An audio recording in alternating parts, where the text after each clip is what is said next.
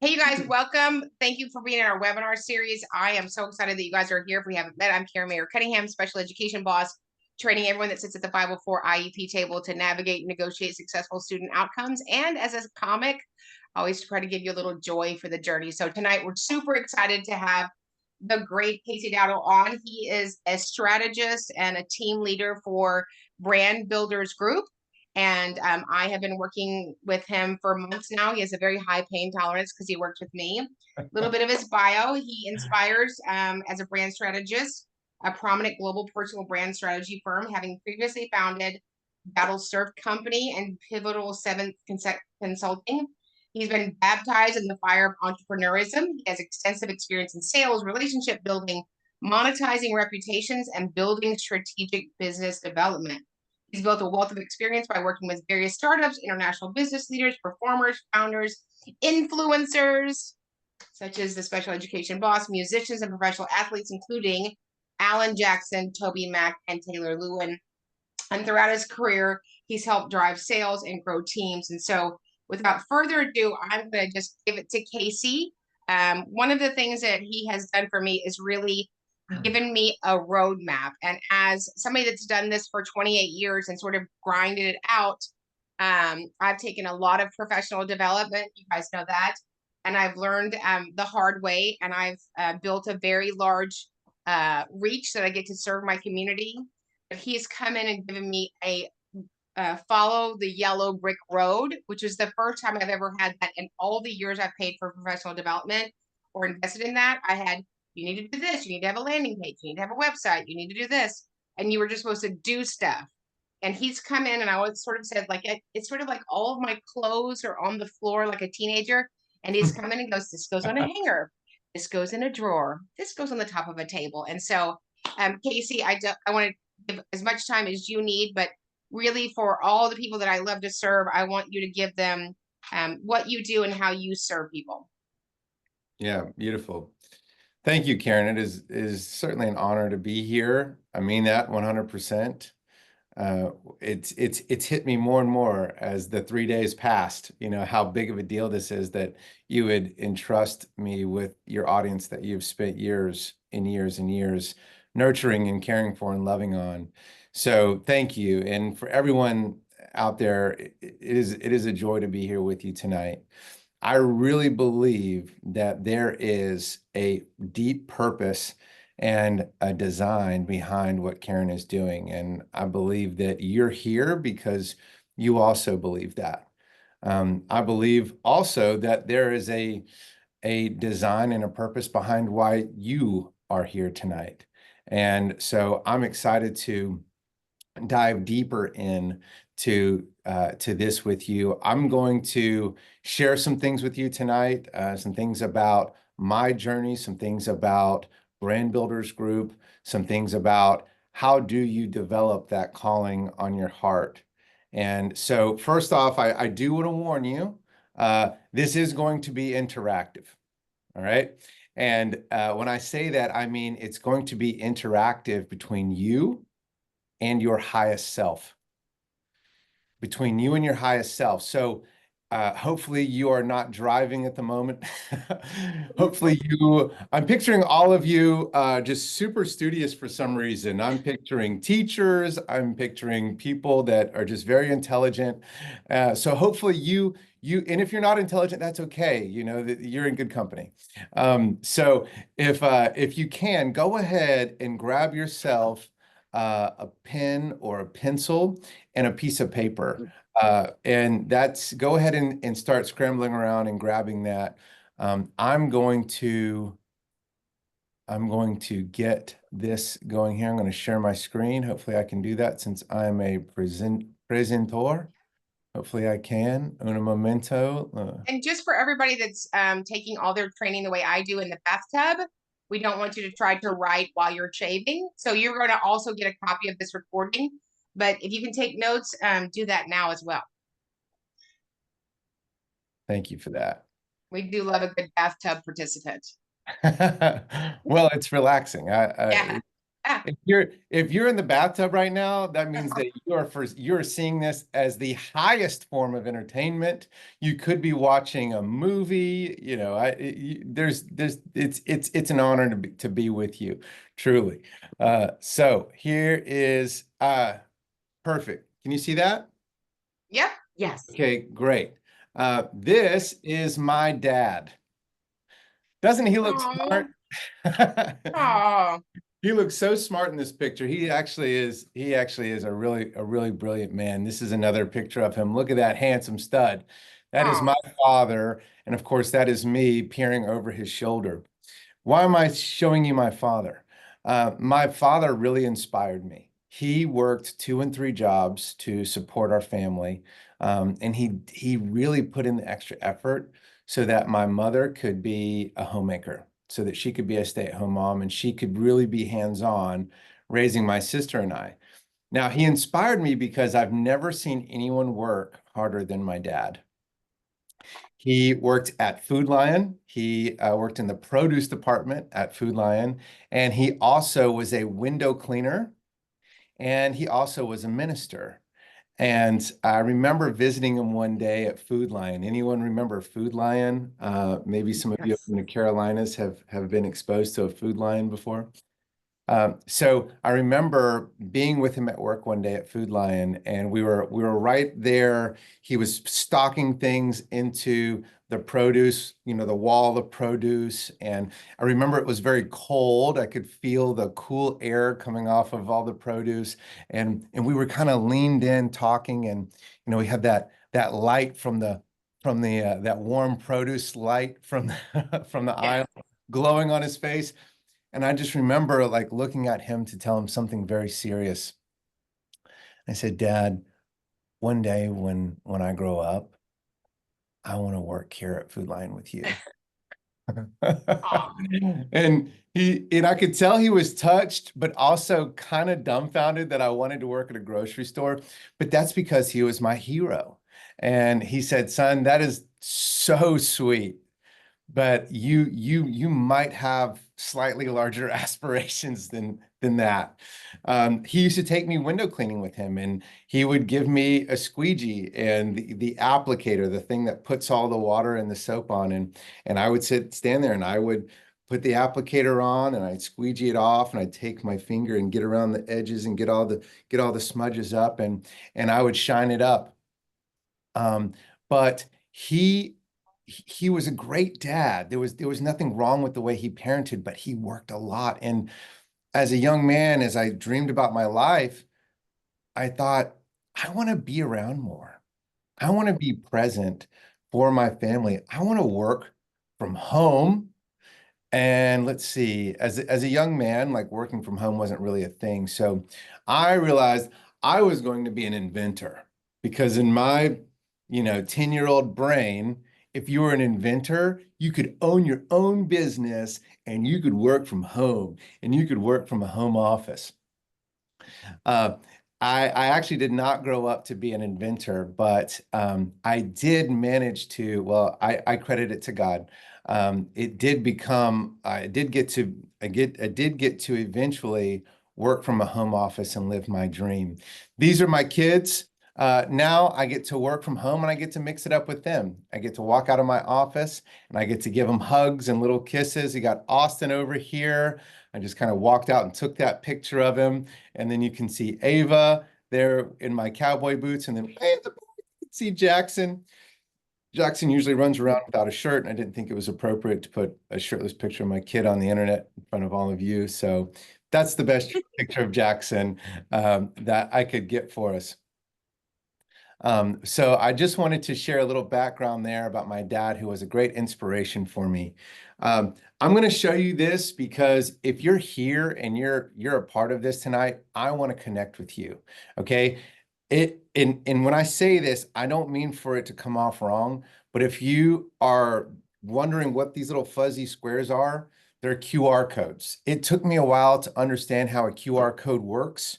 But if you pull up your phone and you pull up your camera and you scan that little square, it will give you a link, and then you can actually go to where you need to go. So Why did I put this up here? A free brand call is an opportunity to talk with me. I want to talk with you. I cleared my entire schedule tomorrow when I heard Karen invite me to do this. I said, clear my schedule for Friday, open everything up. I want to meet you. I want to talk with you. Okay. That is my real cell phone. Okay. If you call that or text it, it comes to that phone I just showed you, and I am the person who answers it. So I'm showing you this ahead of time in case you want to grab any of this information, because I want to connect with you. Okay. Genuinely. One of the things that my dad and I used to do is that he used to take me surfing. Now, the first time I went surfing, we were in Wrightsville Beach, North Carolina, at the pier. And I still remember my first wave. But I'm not going to tell you about my first wave. I'm going to fast forward to when I'm 13 years old. And I lived right across the street from the ocean when I was 13. And every day when I came home, I would take my backpack off, I would pull my homework out, and I would do it as fast as possible. Any teachers out there, I know that this is a moment that's making you proud. Just like any good 13-year-old, I would do my homework, and then I would grab my surfboard and I would head straight to the beach. This day, I can still remember parts of it very vividly. I told my mom, I'm going to the beach. I grab my surfboard. I run across the street, and then I remember walking through the sand. I remember taking that surfboard and jumping into the water. If you've ever surfed, you know what this feels like. You jump into the water, and you kind of land laying on it, and then you start paddling. And I remember this day, the waves were good, but at the moment, everything was still. And I remember paddling out a little deeper than I usually do. And then if you surf, you know that when you get out to the right spot, you sit up on your surfboard like this, and your legs kind of dangle a little bit, and you're sitting up on your surfboard, and you just kind of take a deep breath and you look out at the horizon. This was in between sets, which means it was in between when the groups of waves would come. And I remember just kind of relaxing and taking in that view. And then I thought, I need some wax. So I pulled the wax out of my pocket. I jumped off my surfboard. And so now I'm holding on to it like this. From here down is in the water. And from here up, I'm holding onto my surfboard and I'm just putting wax on it like this. Wasn't thinking much of anything. My legs just kind of, dangling, as we say, Jaws style. All of a sudden, I felt a shark come up and put my entire leg in its mouth. From my knee to my ankle was completely in its mouth as it came up from behind. And the only thing that wasn't in its mouth was my right shin bone. I just remember feeling so still as I held on to that board. I remember a calm that washed over me, and I did not move a muscle. I could feel its teeth, just the tips, in that half moon shape on my skin, and there was just enough pressure to where I could feel it, but it didn't hurt. The shark did not bite me. It did not break the skin. There was zero pain. And as I sat there for a second, as quick as it had come, it released. And then I could feel the swirl of the water up against my body as it swam off. Well, I've often thought about that day. Why didn't that shark take my leg? I believe that my God stopped it in its tracks. Could he have stopped it before it came to my leg? Absolutely. But I never would have known about it. But because I saw my complete protection, even in the jaws of an apex predator with zero harm, it galvanized something inside of me. And it made me want to use my life and my abilities and my talents for a greater purpose. And that's where we're going to start. I ask you, what purpose is your life centered around? So I'm going to pull up the Q&A, and I want to see if you are an author. I'd like for you to put that in the question, in the Q&A. So I can see that if you put it in the Q&A. Is the Q&A gone? I think the Q&A is gone. Maybe? I still see it. You see it? Yes. Yes, we see it. Okay, I can't see it for some reason. That's too We can bad. see it. It's all right. Yeah. All right. Well, tell me, if you're an author, put that in the chat. Put author. If you are a speaker or a coach or an entrepreneur or a business owner, I'd like for you to put that in the chat.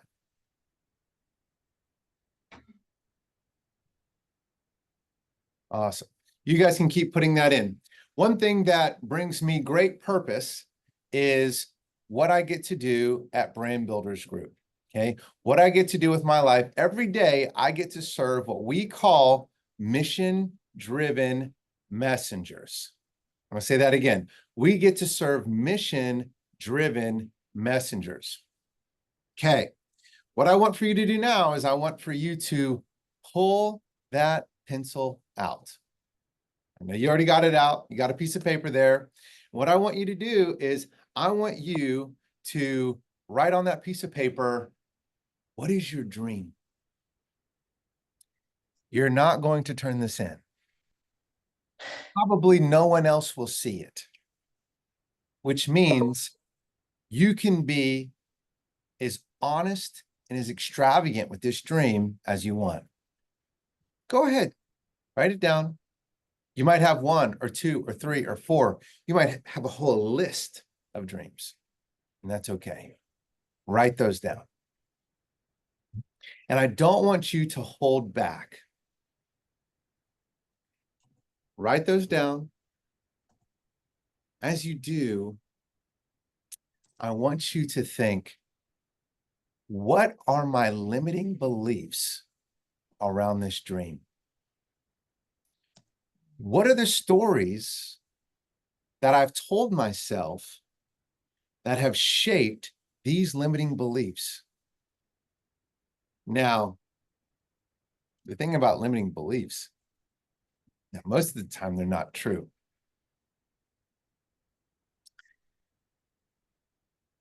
One more second on the dream. Okay. Oh, the chat is open. Did I just hear that correctly? I think it is. Host and panelists, hello. Everyone and attendees out there. Yeah. Oh, look at we've gone crazy. We're Chattanooga. Suddenly I feel like I am connected on a whole nother level. This is great. Now, please do me a favor. If you're a coach, a speaker, an author, an entrepreneur, I want you to put that howdy. I love that from Nashville, Tennessee. If you're a coach, speaker, author, put that in there. I want to see entrepreneur, business owner, whatever it is, put that in there. Hi there. I see Mimi Mena. All right. Look at that. Coach, Ted, speaker, education teacher. Okay. I love this. This is great. Change agent. Linda Brake with no brakes. The change agent. Look at that. All right. Now, Karen made me promise that if she opened the chat, I would not geek out. So please put those in there. But I love this interaction. The next thing I want you to do with that pencil that you've got there, I want you to write down next, where am I stuck? Yeah. And just as clear as that dream was, you know where you're stuck. You know where you feel held up, a little bound up, okay? Where are you stuck? What obstacle are you hitting? All right, write that down on your paper. And again, be honest, you're the only one who's going to read this. And then the next thing I want you to do, and this is the last thing that that you'll do with the pencil for now, is I want you to write down, what is your number one priority? You really can only have one priority, okay? There's really only one priority, okay? So write down, what is your number one priority right now? And when I think of this, I think of, what is that thing that kind of sits on the back of your head that you're trying to figure out or you're trying to accomplish?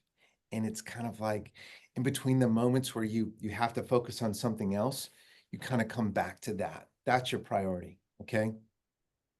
Is your priority tied to getting you out of where you're currently stuck? Is that priority tied to helping you reach your dream? This is just a question for you to ask yourself, okay? The next thing I want you to ask yourself is, what do you believe the bridge is? What do you believe the bridge is between your dream, your obstacle where you're stuck, and your dream? And you can write that down too. Where do you believe your bridge is? What will bridge that gap for you? If you know what it is and you're able to do it, I ask you, why haven't you done it yet? And I mean that with love. Why haven't you done it yet? If you know what to do and you haven't done it yet, what's stopping you? The last thing I want you to ask yourself is, what is my environment for growth? What does that look like? Maybe it's your office, maybe it's your classroom, maybe it is your environment at home, maybe it is the things you do on the weekends or with friends or the people you associate yourself with, significant others. What is that environment for growth like? Is it helping you traverse the bridge to get to the place that you think about when you daydream? This is what I like to call the dollar bill and the light bulb. Now, I'm going to warn you, I went to school for art. So if you feel a little blown away by what I'm about to do, I just want to warn you, like, it's okay to be impressed. All right. So this is, for those of you who are like, hey, I'm a change agent. I'm a business owner. I'm an entrepreneur. I'm a speaker. This is what entrepreneurs do. This is what makes entrepreneurs so awesome, is we go, hey, I've got this awesome idea. Let's go sell it because we're going to make so much money. We're going to be rich. And then I don't know if you've ever done this, and then you actually go and you try to sell the thing and it just does not convert the way that you expected it to. I don't know if any of you are kind of chuckling to yourself, but this is what I've seen over and over and over again. As a personal brand strategist, I'm a little over 3 years into this role. Before that, I consulted. I worked in every corner of consulting you can think of, in business development and live events, rodeo, country music, government relations. That was the worst. Out of everything that I've seen, I stopped and I asked myself one day, why is it that some people make it and some people don't? The smartest don't always win. The people with the best product and the best service don't always win. They don't always win. They don't always make it. They don't always monetize at the level they could be monetizing. Why is that? And then one day it dawned on me that before anyone buys anything, you first have to impact their life. Impact is the birthplace of dollar bills. I would dare say that you do not have a revenue problem, you have an impact problem. So if you take one piece of advice and carry this forward and you and I never see each other again, what I want to tell you is stop focusing on hitting a revenue number at the end of the week or the end of the month and start focusing on impacting your audience, impacting those that you have the pleasure of being face to face with. Start focusing on impacting them as deeply as possible. My friends, you will never have a revenue problem again. So before anyone buys anything, there first has to be impact made in that person's life. And here's a hint, hint, wink, wink, nudge, nudge. The amount of impact is directly related to the amount of money your thing costs. If it's a $10 product, there's very little impact to be made there before things are running smooth. But if it's a $50,000 mastermind, there's a lot more impact that has to be made before someone is ready to exchange their hard-earned dollar for what you're doing. So you're asking, okay, Casey, there's still blank spot between that light bulb and the impact. So what comes before impact? I realized you have to first have an audience with which you can impact to begin with. You have to first have an audience with which you can impact to begin with. And then what comes between your really good idea and your audience is a super crystal clear brand. It has to be super clear what you do, who you serve, what you offer, how much it is, how someone can get their hands on it. I'm 40 years old. I've known my amazing wife since we were 16 years old. It might surprise you that there are some days where I tell her something and she doesn't understand, or I tell her something and she takes it the exact opposite of the way that I meant it. And I've known her, do the math, I don't know, what is that, 24 years, something like that? Yeah, 24 years. If that's the case, and if you're married, you probably have experienced this. If that's the case with a spouse, how often is it happening between you and the person that you're trying to serve? Maybe someone on the internet, someone on LinkedIn, someone on a webinar somewhere that you're desperately trying to change their life. So, my friends, the brand is very important. Once you can clearly communicate who you serve, how you serve them, help them realize that you understand them, and then present yourself as the method, then now you have an audience.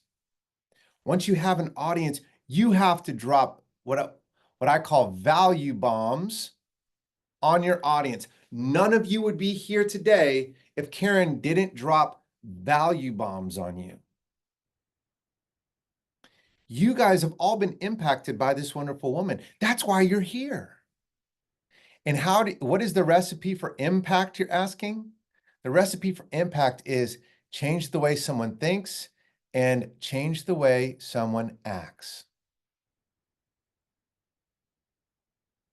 When you change the way someone thinks and you change the way they behave, impact is generated in their life.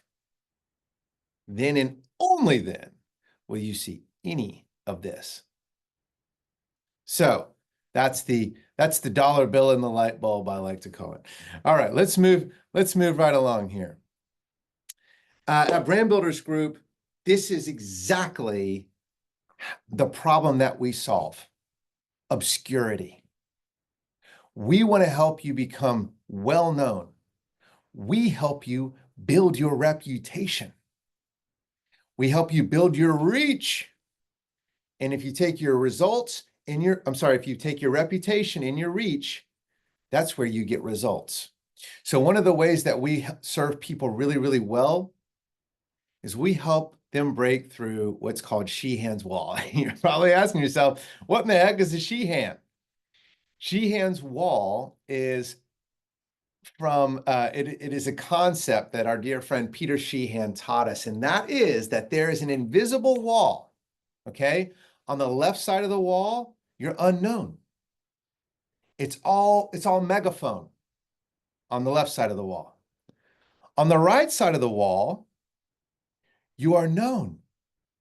Everything on that side of the wall, it's like you're holding onto a magnet and things are flying at you. All right. So how do you break through the wall? That's what we help you do.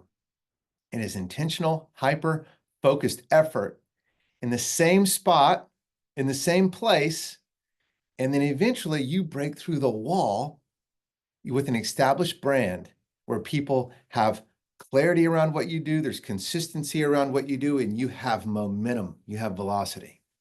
Okay, so Sheehan's wall, focus in the same spot. If one day you're talking about, what is the word I'm trying to find? Where you grow things in your backyard and homesteading, right? If one day you're talking about homesteading and the next day you're talking about Bitcoin and the next day you're talking about the best running shoes for long distance runners, people are very confused about what it is you do.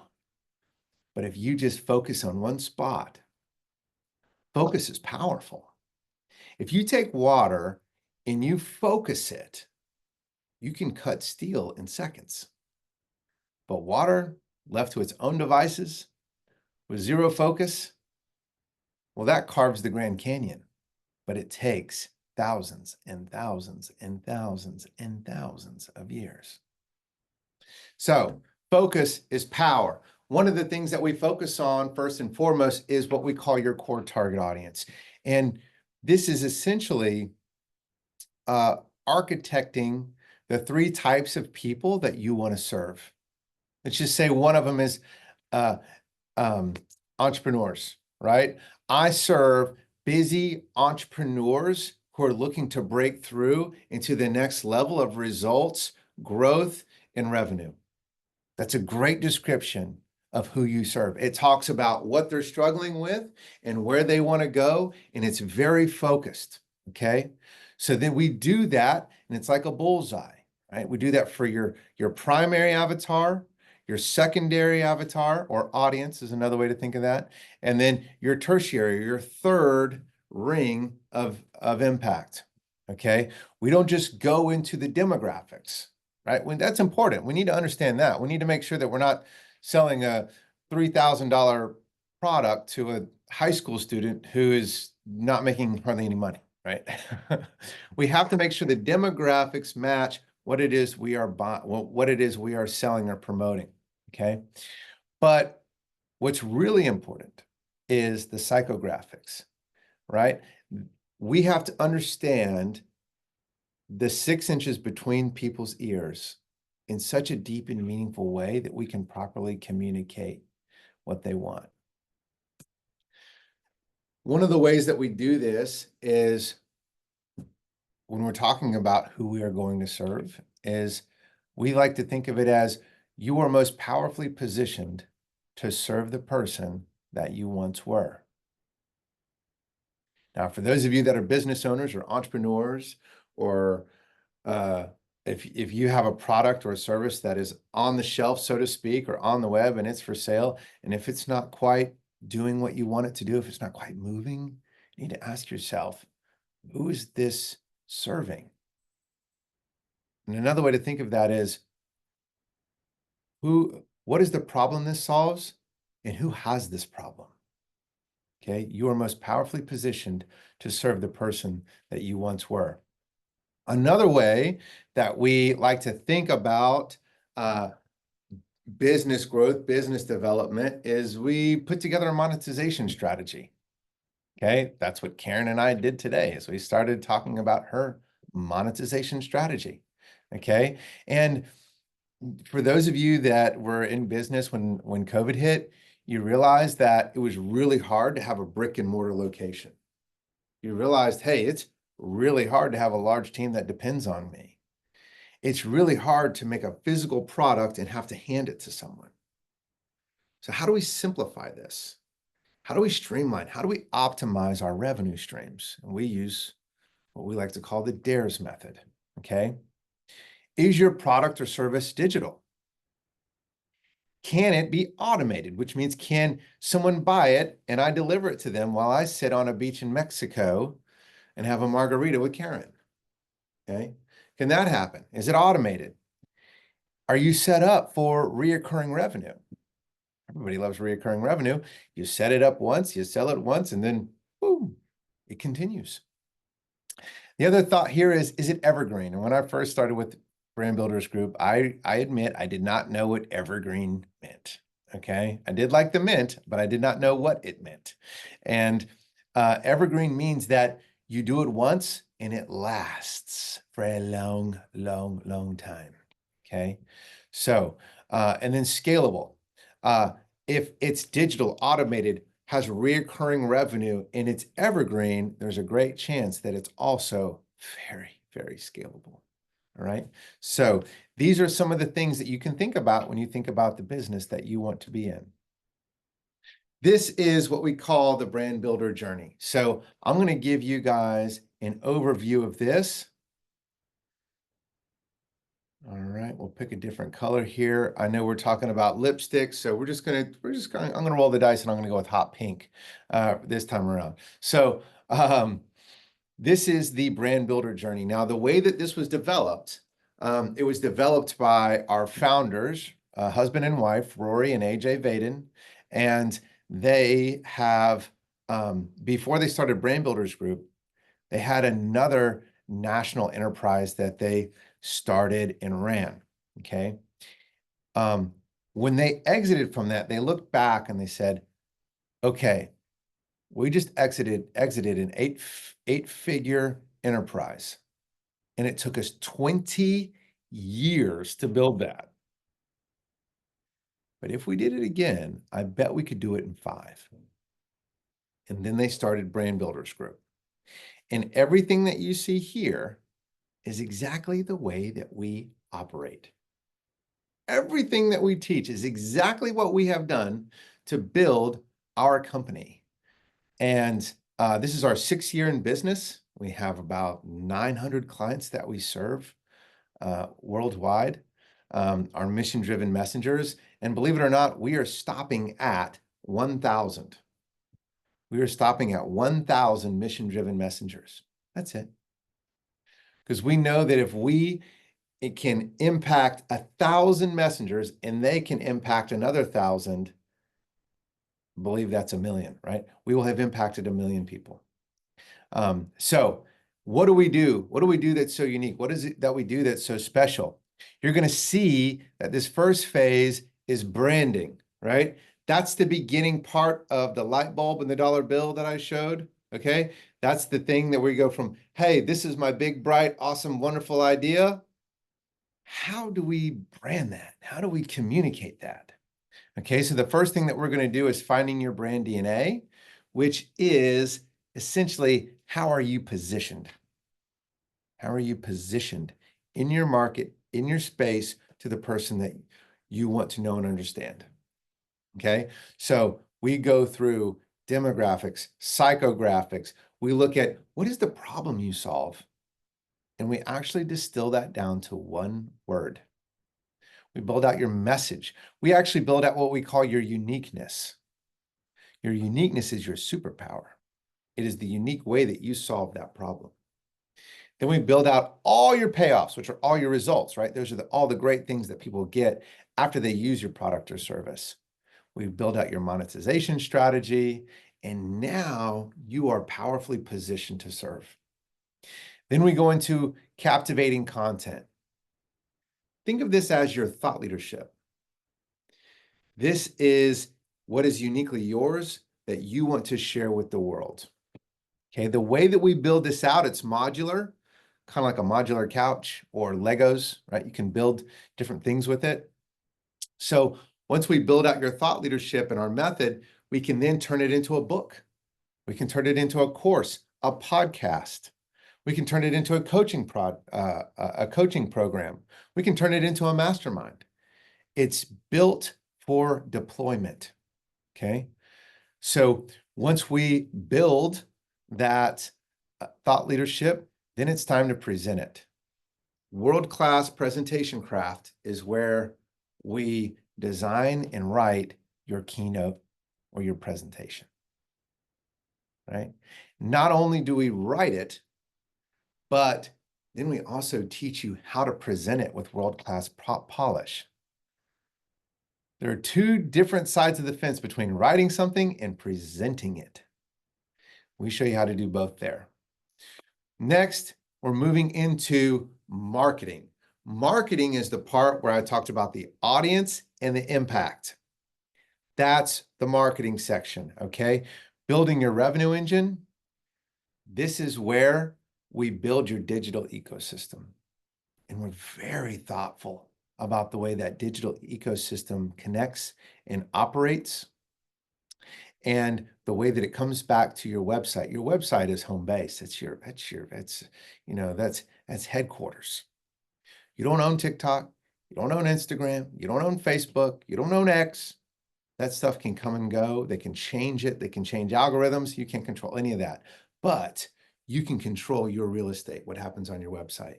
This is where we build offer structures, right? This is where we write copy and develop websites. This is where all that magic happens right there. High traffic strategies is paid traffic. We do not push paid traffic. Some people do, we do not.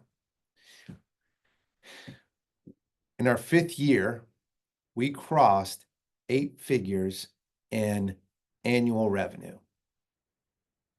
I'll say that again. In our 5th year, we crossed 8 figures, $10 million in just annual revenue. And we did all of that off of free traffic. We didn't pay for those leads. That's all free traffic. And so we teach you our free traffic method so you can do the same. You don't have to pay for traffic.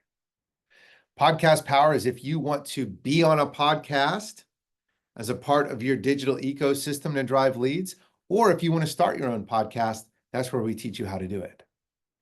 Phase 3 is selling. This is where we make the money, okay? Full keynote calendar is where we help you develop the business of speaking. If you want to be on a stage and you're not speaking regularly yet, this is where we design your speaker kit. This is where we help you price your keynote, your 1-day, your 2-day workshop, and then teach you how to sell it. We teach you the strategy and walk you through actually selling yourself to be on stage. Bestseller launch plan is for all of those of you out there that are writing a book or have written a book, and now it's time to launch it. We have almost 40 authors that we have worked with that have hit the big national lists, not Amazon. There's a whole lot more outside of that, but around 40 authors that have hit the New York Times, the Wall Street Journal, and there's another one I'm blanking on at the moment. But we understand how to sell a lot of books. And our founder, Rory Vaden, he is actually a 2 times national best-selling author. So we have that dialed in. We know how to help you launch books. Writers write, publishers publish the book. No one sells it. You got to sell it. And then we get to pressure-free persuasion, which is our sales training, which is how to take the pressure off of a sales conversation and win the relationship and increase your conversion. Finally, if you want to build a team, if you want to build an enterprise, then we get into phase 4, which is scaling, which is how to develop a team and a business from the outside in without getting caught up in the middle of everything and running around like your hair's on fire every day, but how to run it with margin of time, money, peace. Peace is the new profit. All right, so that's the brand builder journey. We're going to move on. If you have questions about that, you can text me, you can book time with me, we can chat more about that. I'm going to pull this up again. So if you didn't get this the first time around, you can scan this free brand call to book time with me. That'll take you right to my calendar. My entire day is clear tomorrow. Go ahead and do that. You can text me if you want immediate results and you're like that action taker that's like, I don't sit around for nothing. I'm texting this man right now. You can call me or text me right now. and we can figure out when we can chat. And then the other thing you're going to see here is scan to enroll now. If this has resonated with you, we can probably change your life. Yep. Karen can attest to that. Yep. So if you're like, you know what, this is for me, I'm diving in, you can go ahead and scan that and look at our offers, and you can enroll right now. Okay. Those offers will tell you exactly what each membership level is and what's included in those membership levels, and you can go ahead and enroll. If you get there and you get a little hung up, text me, call me, or book time on my calendar. So I would grab both of these links. I'd scan both of these and grab both of these links so that you have it and you are ready. We'll leave that up for one more moment. We have 2 more orders of business here before I hand the reins back to Karen. And the first thing that I want to do is I want to read you one of my favorite poems. Okay. This poem is called The Bridge Builder. It was written by Will Allen Dromgoole. What a great last name. It goes like this. An old man going a lone highway came at the evening cold and gray to a chasm vast and deep and wide, through which was flowing a sullen tide. The old man crossed in the twilight dim. The sullen stream had no fears for him. But he turned when safe on the other side and built a bridge to span the tide. Old man, said a fellow pilgrim near, you're wasting strength with building here. Your journey will end with the ending day. You never again must pass this way. You have crossed the chasm deep and wide. Why build you the bridge at eventide? The builder lifted his old gray head. Good friend, on the path I have come, he said, there followeth after me today a youth whose feet must pass this way. This chasm that has been not for me, to that fair-haired youth may a pitfall be. He too must cross in the twilight dim. Good friend, I am building the bridge for him. If this has resonated with you, I believe that we are your bridge. I believe we are the bridge to take you from where you are right now. If you feel stuck, frustrated, afraid, if you feel less than, or will this ever work? If you have spent your entire life trying to do this thing, whatever it is, and you feel like you want to give up, don't. I believe that we are the bridge to get you to the other side.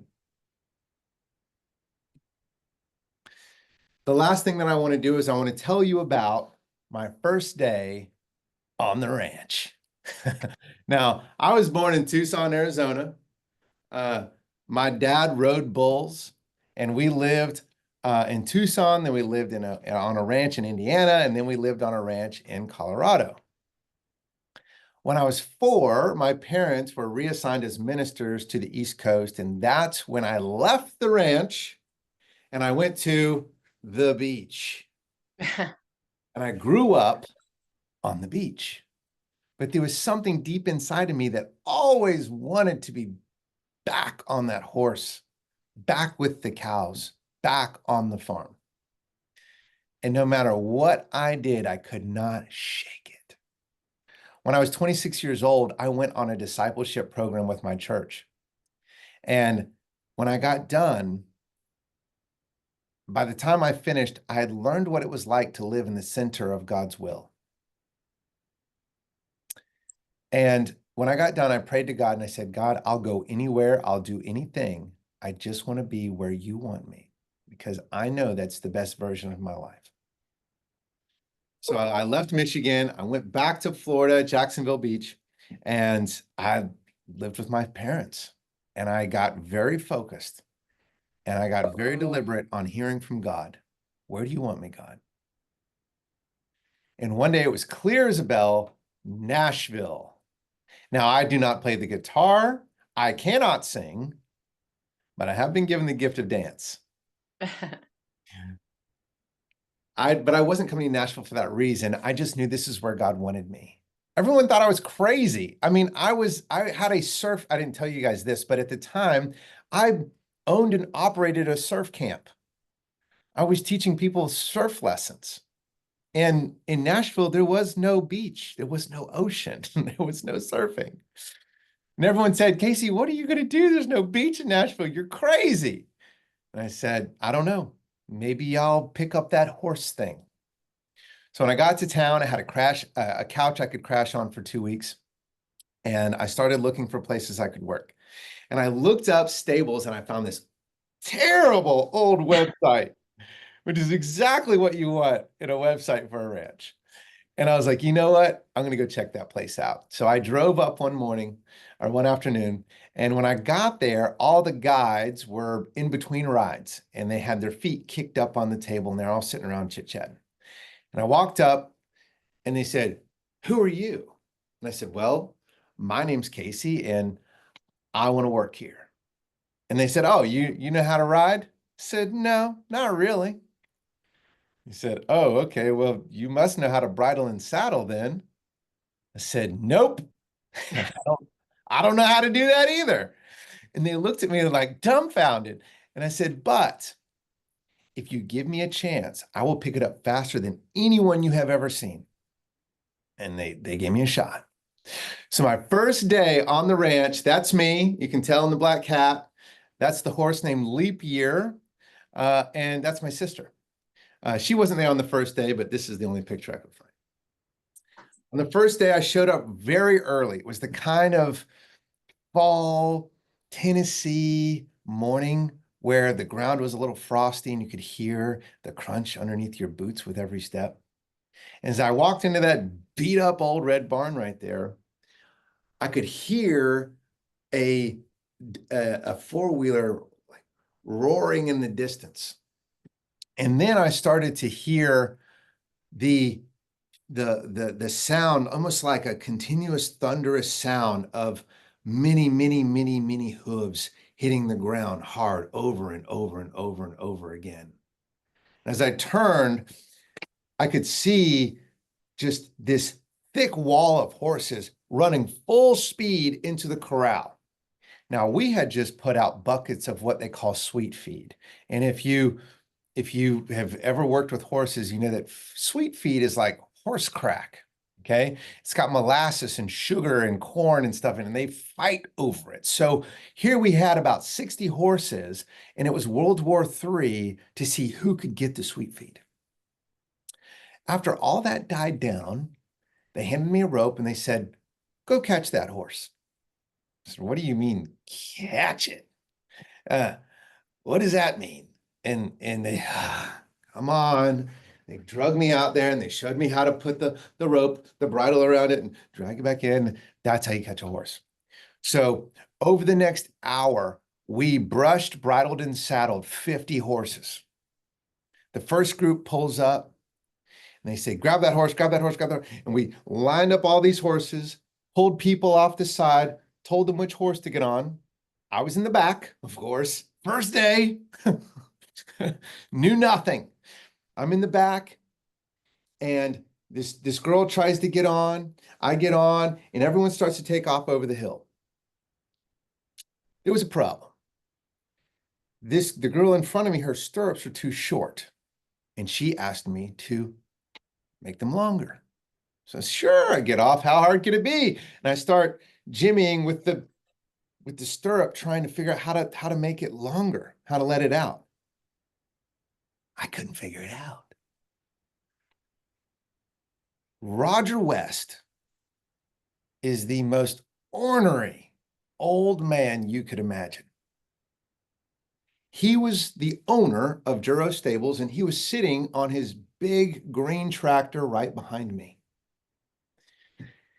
He didn't really speak, he just snarled. And he always had a black and mild half lit sticking out of his lips.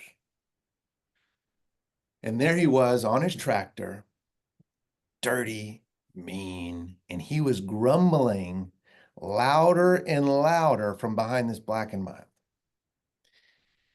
I started to sweat.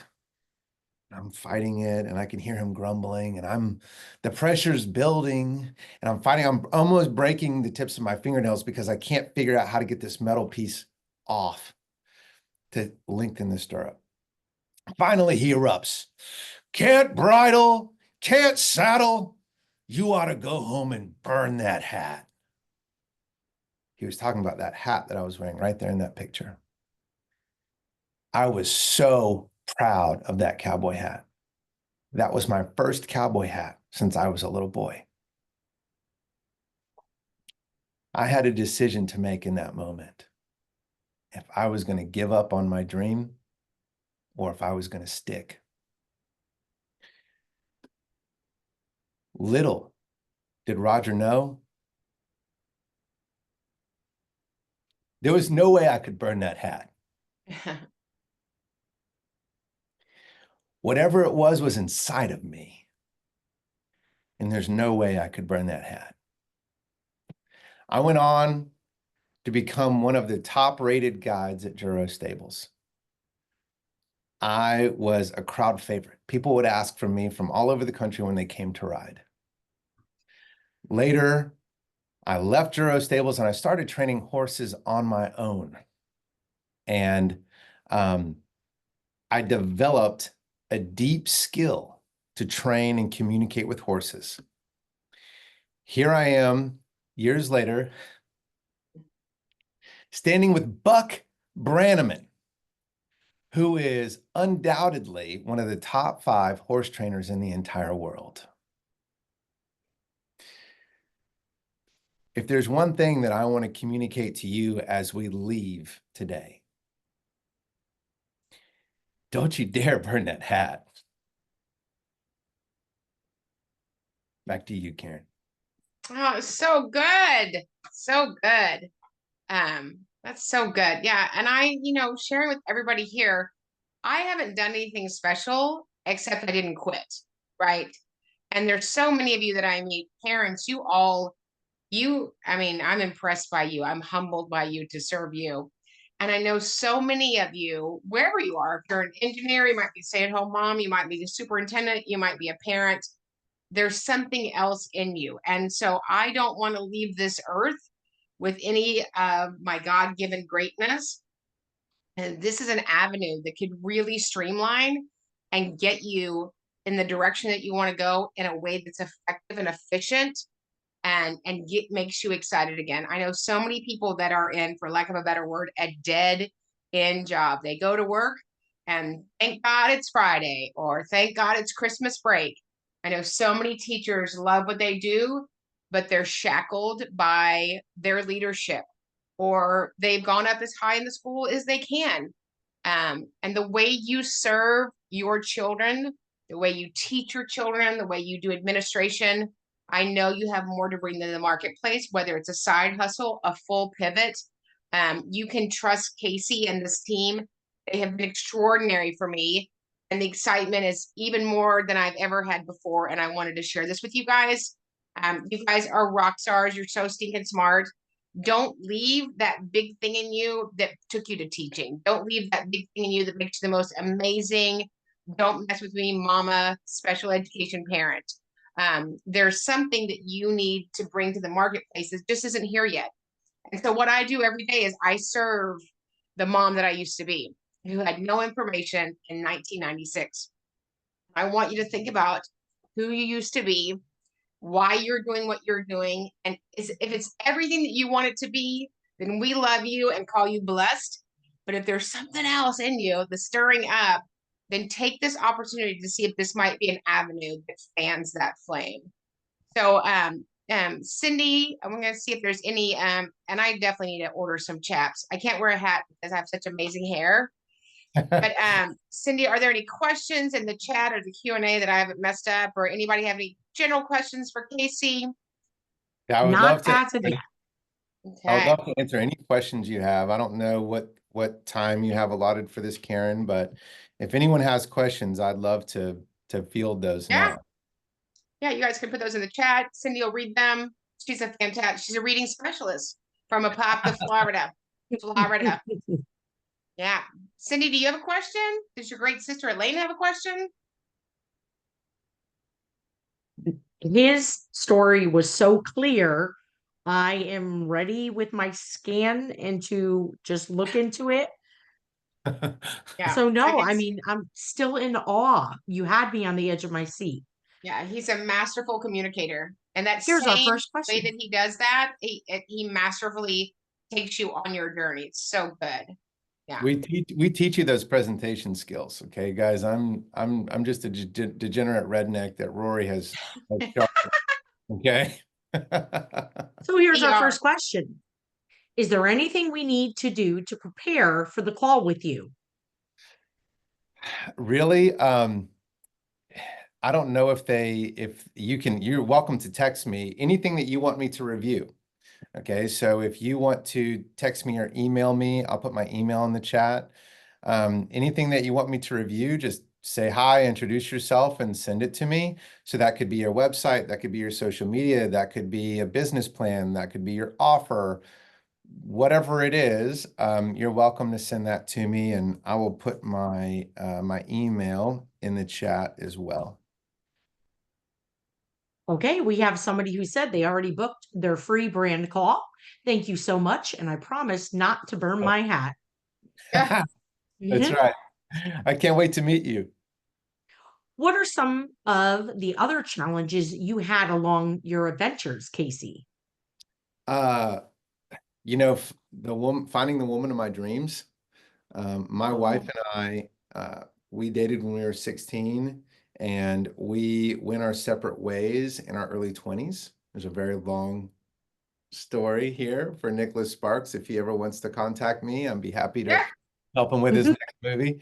Um, so we went our separate ways in our early 20s, and then we found our way back to one another in Nashville. She actually moved here about a year later after I did, completely independent of me. We started wow. to hang out, and we became best friends all over again. And then one day she asked me if I was ever going to ask her out again, and I about fell out of my chair, and we were married about 6 months later. Oh, That is awesome. that's awesome. The one of the other things in my story was there was a period of my time where I didn't believe in God.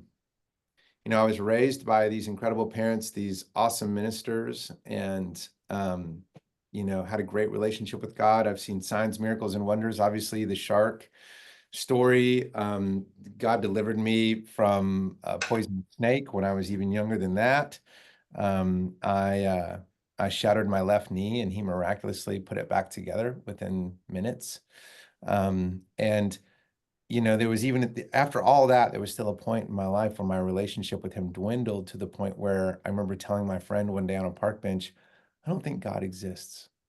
Oh, And God knew exactly how to communicate to my heart, how to turn me around. So that was another big opportunity, another big thing for me that I had to overcome was rebuilding my relationship with God in my mid 20s. Now that I'm in now that I'm in my early 40s, my next piece of my journey is really a journey of deliverance. I have been focusing on miraculous healing and healing in the Bible. And so I've had the opportunity since then to minister to quite a large number of people. Um, just this summer, someone reached out and said, "Will you pray for my friend?" I said, "Yeah, let's get him on the phone."